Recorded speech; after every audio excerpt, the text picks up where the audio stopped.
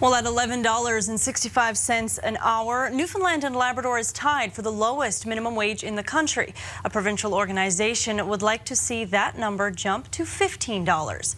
And they even say it's just a starting point. NTV's David Salter reports. Imagine working 72 hours a week. That's what the $15 in Fairness organization says minimum wage earners here have to work in order to cover the cost of shelter. A person earning minimum wage right now, a single person in the St. John's area, to afford the average one-bedroom apartment would have to work 72 hours to cover the rent. Now that is way over the 30% that you're supposed to be paying out of your income for shelter costs. So if that person is going to be able to afford that apartment, they're cutting in a lot of other areas. Mark Nichols of $15 in Fairness says the province leads the country in many unflattering statistics in regards to fair wages. We have, I think, the second highest poverty rate in Canada.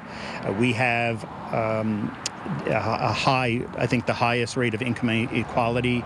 We have, I believe, the highest gender wage gap in the country. And when you consider that 60% of our minimum wage earners are women, that is definitely a factor in that. And yeah, our minimum wage right now is tied for second lowest in Canada.